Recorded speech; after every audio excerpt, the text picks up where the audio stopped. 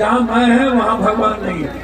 Hello friend, आप लोग का फिर से एक नए ब्लॉग में स्वागत है। उम्मीद करते हैं कि आप लोग अच्छे होंगे, मस्त होंगे, स्वस्थ होंगे। अभी सुबह का 8 बज रहा है, हम खाना वाना खा लिए हैं। शाम में जाएंगे मेला देखने के लिए, जहाँ पे पप्पू यादव आएगा मिर्चा वाली मेला में उद्घाटन करेगा मेला का। चलिए अब मेला में जाते हैं, उधर का सीन दिखाते हैं आप लोग। हेलो, हम लोग खुर्दा के मेला आए हुए हैं। कृपया करके देख लीजिए, मेला है। आज पप्पू यादव आएगा। थोड़ी देर में मिर्चे बाड़ी जाएंगे। मिर्चे बाड़ी में पप्पू यादव आएगा, दूसरी चीज़ें मिर्चे बाड़ी जाएंगे। उद्घाटन का मेला का 10 साल जो चल रहा है, इस बार भी फिर से होगा। प्रोग्राम आज दिख रहा है।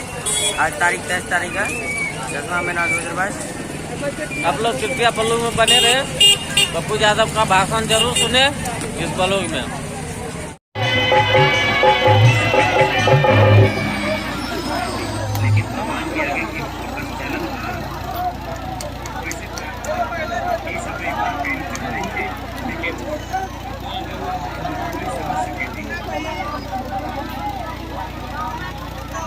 हमारे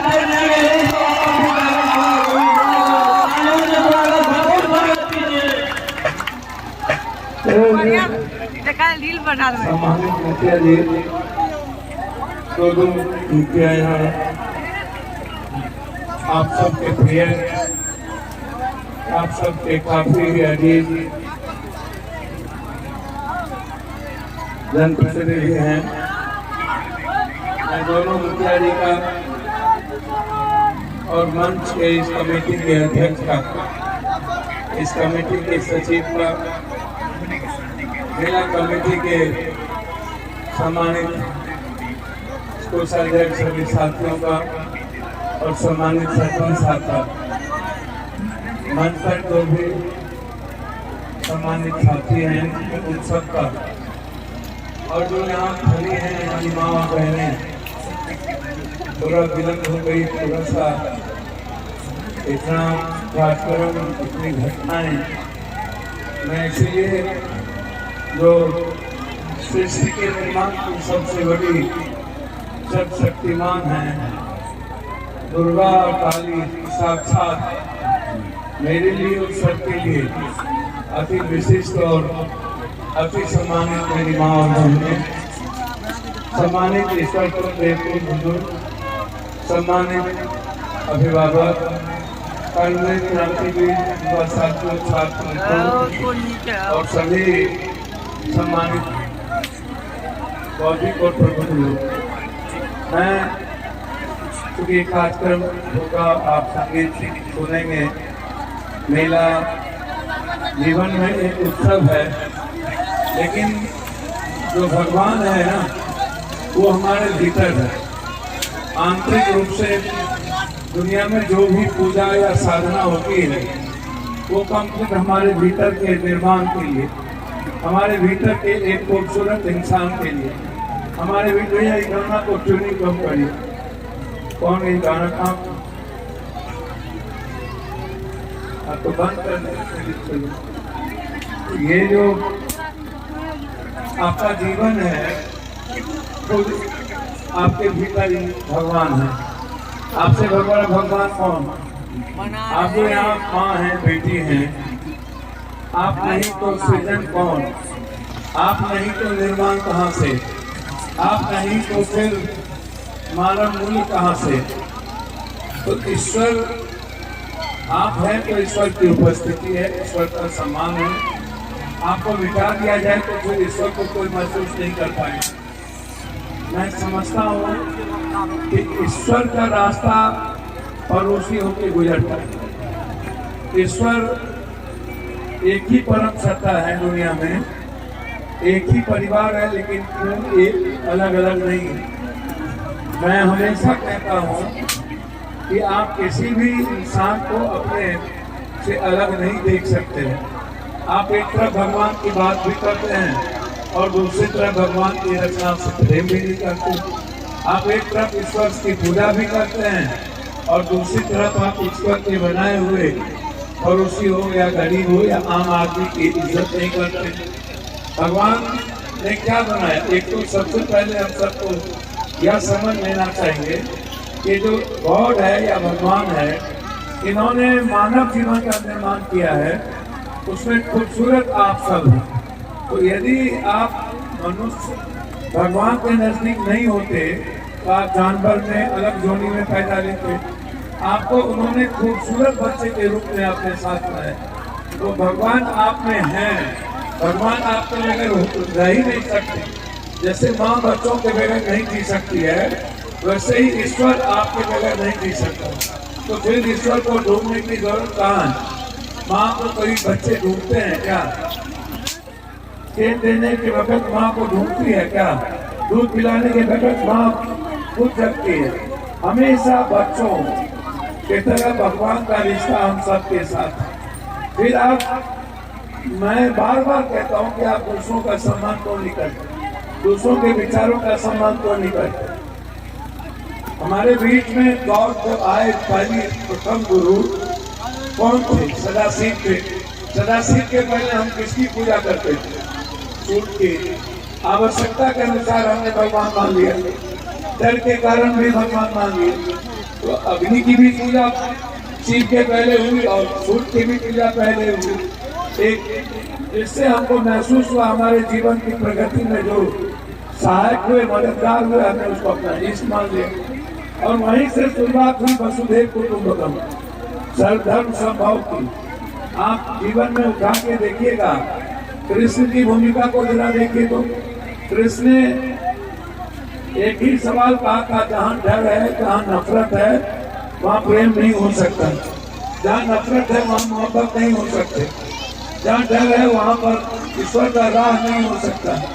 तब तो जब इंद्र ने जब कहा कि दुनिया में सर्वश्रेष्ठ मैं हूँ, मान लो मुझे, नहीं तो मैं बारिश से समाप्त कर दूंगा, तो इंद्र ने सीधा गोवर्धन उठा लिया। बोला जहाँ मानव जीवन जो खूबसूरत जीवन है और जिस बच्चे को मैंने बनाया वो मेरा बना हुआ बच्चा है, भगवान के सानिध्य में है, और वहाँ यदि मेरे रहते जैसे माँ के बच्चों को आप डरा कर माँ से आशीर्वाद नहीं ले सकते, वैसे ईश्वर के बच्चों के खिलाफ कैसे आशीर्वाद देते? उन्होंने इंद्र का खिलाफ किया। नाग पंचमी आप नाग करते हैं, कृष्ण को नाग का वध किया था क्योंकि वो मानव जीवन के लिए सही नहीं था। तो जब जब मानव पर संकट आया तब तक कृष्ण ने नरसंहार किया।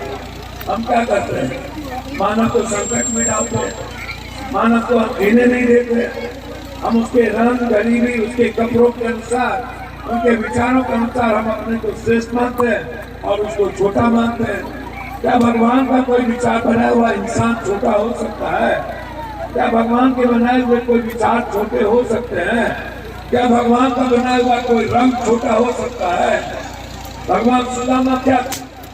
सुदामा और कृष्ण का रिश्ता क्या था? राम और सबरी का रिश्ता क्या था? राम ने तो कभी नहीं देखा झूठन, राम ने तो कभी नहीं देखा जात धर्म। यदि केवट नहीं तो रामायण की भूमिका क्या? यदि वाल्मीकि नहीं जो डोम थे तो उसका रामायण का कैरेक्टर क्या? वाल्मीकि, तुलसी, ब्रह्मो जानती ब्रह्मणम, सबरी, राम का कैरेक्टर। जरा आप बताइए कि आप क्या चाहते हैं? आप कैसे जीना चाहते हैं? बगैर इंसान के, बगैर दूसरों के प्रेम किए हुए, बगैर दूसरों की मदद किए बगैर, बगैर दूसरों के मुस्कुराहट के। माँ कब मुस्कुराती है? जब बच्चे मुस्कुराते हैं। तो भगवान कब मुस्कुराएगा? जब उसके बच्चे मुस्कुराएंगे। हम लोग कभी उसको मुस्कुराने का रास्ता देते हैं? हमेशा नफरत की बात करते हैं, हमेशा इंसानियत की बात नहीं करते। कहाँ से भगवान मुस्कुराएगा? लड्डू और दूध से भगवान मुस्कुराता है? मैंने तो आज तक नहीं मान पूजा। अपो दीपो भव, खुद ने क्या कहा? अपो दीपो भव। अपो का मतलब मेरे भीतर जो रावण है, कंस है, यजीद है, उसका सर्वनाश, उसका खत्मा। उन्होंने ये कहा, इसको समझिए। एक खूबसूरत विवेकानंद का जन्म, एक खूबसूरत वाल्मीकि का जन्म, मोहम्मद का जन्म, हजरत का जन्म, कंस का जन्म, एक खूबसूरत इंसान का जन्म जिससे खुद के निर्माण के साथ मानव निर्माण की बात हो। जो मानव कल्याण की बात करता है वही विश्व, वही भगवान की बात कर सकता है। भगवान ऐसे मंदिर में नहीं मिलते, भगवान किसी चौथारा पर नहीं मिलता। आप साक्षात दुर्गा है उसका सम्मान करते हैं? आप बताइए ना। मैं आज आप संगीत का आनंद लीजिए। मैं 2 बात कह के अंतिम करता हूँ। पहला, अपने भीतर के अहंकार को पप्पू यादव को दे दीजिए। जहाँ मैं है वहाँ भगवान नहीं है, जहाँ अहंकार है वहाँ ईश्वर नहीं है, जहाँ समर्पण है, जहाँ दुनिया के लिए मोहब्बत के रास्ते तय करेंगे वहाँ ईश्वर है। और ईश्वर का रास्ता गरीब और पड़ोसी होके जाता है। दुर्गा की पूजा करते हैं। इस देश में कभी सम्मान हुआ महिलाओं का? आप किसका सम्मान करते हैं? अहिल्या का सम्मान किए, लक्ष्मी कौशल्या का, सावित्री का, सीता का, मीरा का, सबड़ी का, द्रौपदी का, किसका सम्मान किया? कब इस देश में महिलाओं का सम्मान कब हुआ? बांझ महिलाएं, सती महिला, विधवा महिला, भ्रूण हत्या महिला, दहेज में जलेगी महिला, दुनिया के हक पाखंड को आपने महिलाओं को दे दिया। छठ में सहेगी महिला, जितिया में सहेगी महिला, करवा चौथ में सहेगी महिला, सिरवा में सहेगी महिला, जितिया में सहेगी महिला, राखी में सहेगी महिला। आप क्या कीजिएगा? सिर्फ लड्डू खाजा खाइएगा? महिलाओं को कभी क्यों सम्मान नहीं मिला? भ्रूण हत्या महिला, बांझ महिला, विधवा महिला, सती महिला, दहेज में जलेगी महिला, भ्रूण हत्या होगा महिला, शारीरिक शोषण होगा महिला। हम तो हर दिन सैकड़ों बलात्कार की घटना में जाते हैं, 10-10, 12, और सब के सब गरीब, एक भी अमीर के घर में नहीं। कौन सा सम्मान होता है महिलाओं का? कब हुआ? आप मानिए ना इसको, साक्षात दुर्गा करिए पूजा इस बेटी की। करते हैं हम लोग अपनी माँ का सम्मान। तब तो शादी होने के बाद कन्या से पूछते हैं कि बेटा साड़ी ला लिया है? माँ का सम्मान करते हैं। करवा चौथ इधर पत्नी मना रही है, उधर आप पूछेगा मुंह मार रहे हैं, मुंह देख रहे हैं। माँ का सम्मान करते हैं। कब करते हैं माँ का सम्मान, बेटी का सम्मान? सब कर माफी लोग करते हैं। हम हर जिंदगी कोरोना में भोग रहे थे। पूरा भारत हम पैसा बांट रहे थे, पूरा भारत हमसे लड़ रहा था। सब कोरोना से डर रहा था, हम कोरोना से लड़ रहे थे, और पूरा भारत कौन देख रहा था? आए अभी हर आदमी के मोबाइल पर कौन होगा? किसकी सम्मान करते हैं? अपनी बहन की। स्कूल जाते हैं तो हर दिन लड़ते हैं। स्कूल जाती है एक बच्ची, आप उसको देखते हैं। आपकी भी बहन जाती होगी, कोई और देखता होगा, आप छूट जाइएगा। आपकी भी बहन स्कूल जाती है, आपकी भी बेटी स्कूल जाती है। आपको क्या लगता है कि आप अभी अपनी मर्यादाओं में और अपने जीवन में नहीं जीते हैं तो बचेंगे आप? इसीलिए जीवन में अहंकार को त्याग दीजिए और दुर्गा की पूजा करते हैं तो साक्षात दुर्गा का सम्मान कीजिए। और बेटी और माँ से बड़ा श्रेष्ठ भगवान कोई नहीं। आप इसे भगवान मान के चलिए और देखना छोड़ दीजिए। कोलैप्स, ड्रग्स, स्नैप, सुरेशन घटना देना बंद करिए। यदि समर्पित करते हैं भगवान को तो इससे बड़ा कुछ नहीं कहेंगे। मैं इससे ज्यादा कुछ भी नहीं बोलूंगा। मैं आपको धन्यवाद देता हूँ, मैं आपसे आशीर्वाद चाहूंगा।